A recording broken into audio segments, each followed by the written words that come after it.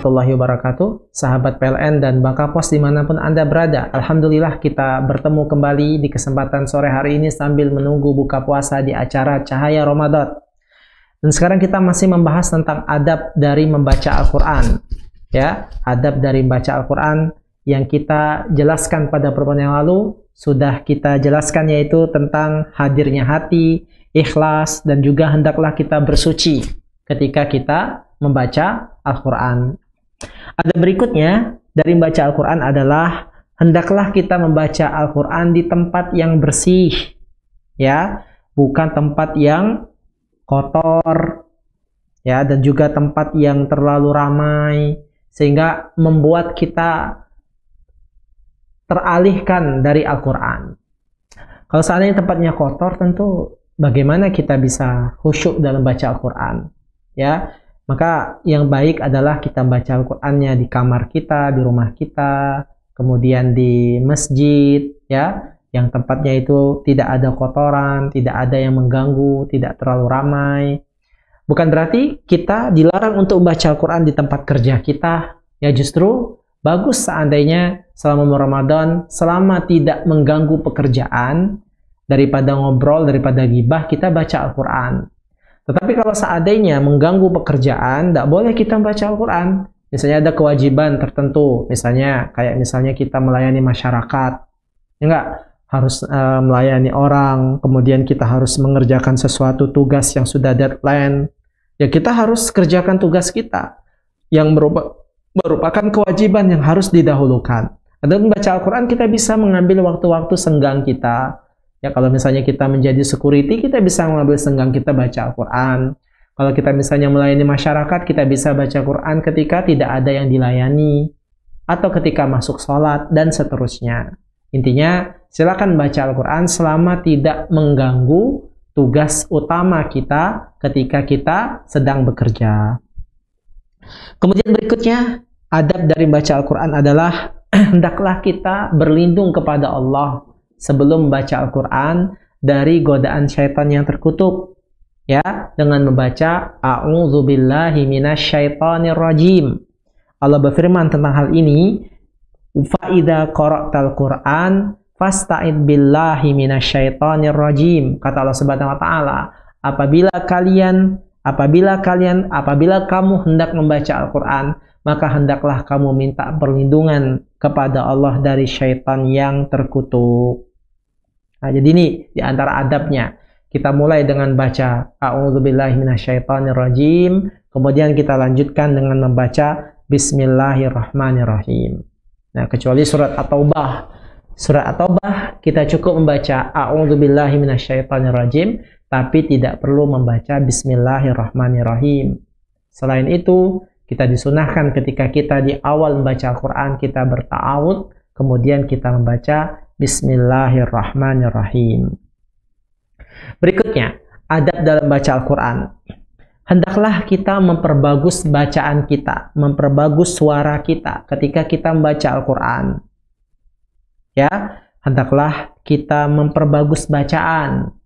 Ya, kalau kita memang bisa bagusin bacaan, ya kita bagusin bacaannya. Tidak sama baca Al-Quran dengan membaca koran. Tidak sama baca Al-Quran dengan baca puisi. Baca Al-Quran memang ada nada-nadanya. Tentu saja nada-nada yang membuat kita menjadi nyaman dalam membacanya.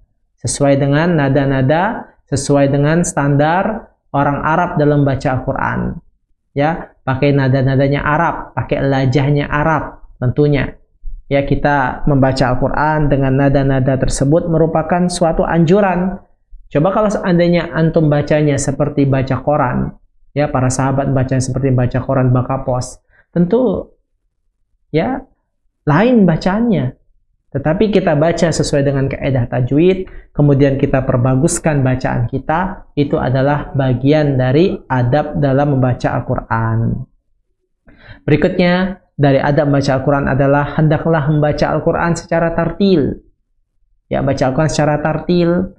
Bagaimana membaca secara tartil itu? Maksudnya adalah membaca Al-Quran dengan perlahan-lahan, tidak tergesa-gesa. Membaca Al-Quran yang paling benar secara tartil, tidak terlalu lama, misalnya terlalu lama seperti orang-orang yang sedang lomba musabaqah. Seperti itu, terlalu lama. Kalau antum terlalu lama, tentu sedikit pahala yang didapatkan. Seharusnya kita sudah selesai satu halaman, gara-gara terlalu lama, terlalu banyak cengkoknya, baru satu baris.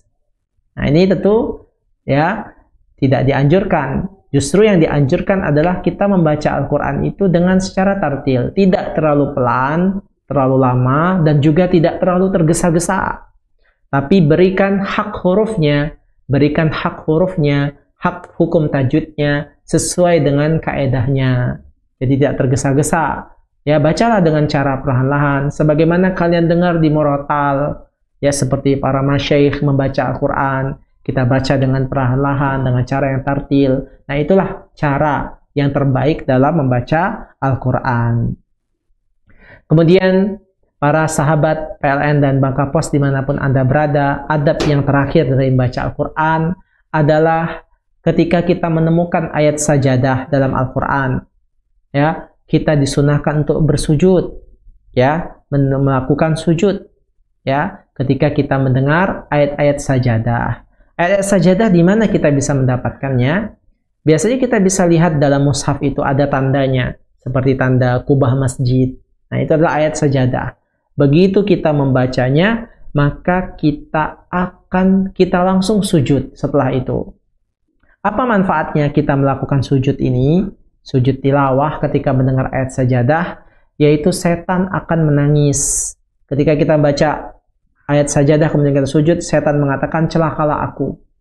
Ya, aku disuruh sujud, aku enggan. Sedangkan anak Adam sujud, mereka bersujud. Maka setan pun menangis. Setan pun merasa tersakiti.